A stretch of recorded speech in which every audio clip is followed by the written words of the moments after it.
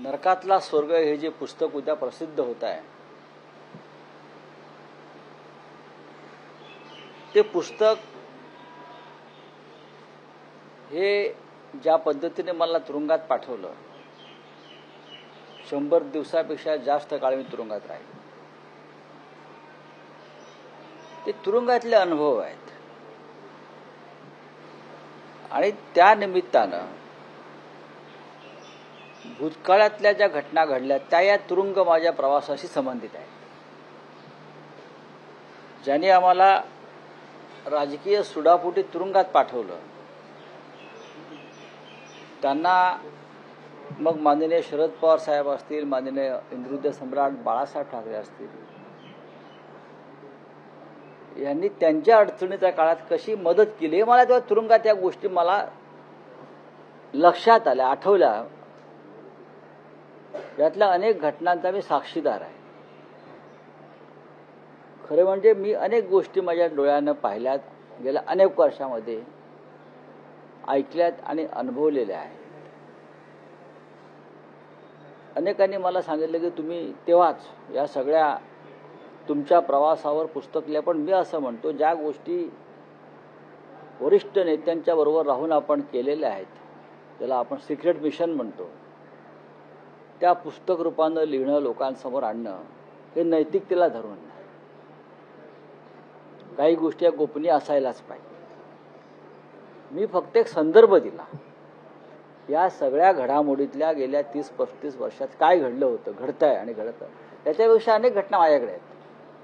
मी एकच संदर्भ दिला की शरद पवार साहेब असतील किंवा माननीय बाळासाहेब असतील, या महाराष्ट्रातल्या 2 प्रमुख नेत्यांनी त्यांचा जो स्वभाव आहे मदत करण्याचा, राजकारण न पाहता, त्यानुसार केलेल्या मदतीला न जागता या दोन्ही प्रमुख नेत्यांचे पक्ष कसे फोडले, माणसं कशी फोडली आणि पक्ष संपवण्यासाठी कसा अट्टास केला,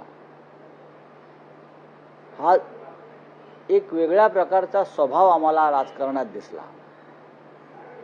म्हणजे उपकाराची फेड अपकाराने कशी केली. आता हे भाजपवाल्यांचं मी मगाशी ऐकत होतो, त्यांना काय माहिती आहे, ते कुठे होते तेव्हा. हा बोलतोय, तो बोलतोय, पोकळ दावे, ढोकळ दावे, तुम्हाला काय माहिती आहे. जाऊन पवार साहेबांना भेटा आज आणि त्यांच्याशी बोला, त्यांच्याशी बोला. मी आता ते किती बोलतील मला माहित नाही, पण मी लिहिलेल्या दोन्ही घटना या 100% सत्य आहेत. यापेक्षा जास्त मी लिहू शकलो असतो, फार हाहाकार माजला असता, मी अजून काय लिहिलं असतं. पण मी मर्यादा पुरुषोत्तम रामाचा भक्त असल्यामुळे मी मर्यादा पाळल्या आणि संयम पाळला. यापेक्षा असंख्य घटना या लोकांच्या, त्याला मी साक्षीदार आहे. आणि तुम्हाला सगळ्यांना हे नाकारता येणार नाही, मी प्रदीर्घ काळ बाळासाहेबांबरोबर राहिलेला माणूस आहे, प्रदीर्घ काळ. त्याच्यामुळे अनेक गोष्टी त्यांनी यांना केलेली मदत किंवा इतर काही राजकीय घडामोडींचा मी एकमेव साक्षीदार आहे असं मला नेहमी वाटतं. पण मी त्या कधीच लिहिणार नाही आणि बोलणार नाही. पण नरकातला स्वर्ग हा एक वेगळा प्रवास आहे,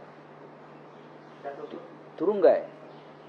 आणि त्या निमित्तानं आपण जेव्हा तुरुंगाच्या भिंतीशी बोलतो, राज ठाकरेंच्या भाषेत एकांतात तुरुंगाच्या भिंतीशी बोलतो, तर अनेक गोष्टी आपल्याला तुरुंगाच्या भिंतीशी बोलताना जुने संदर्भ आठवतात.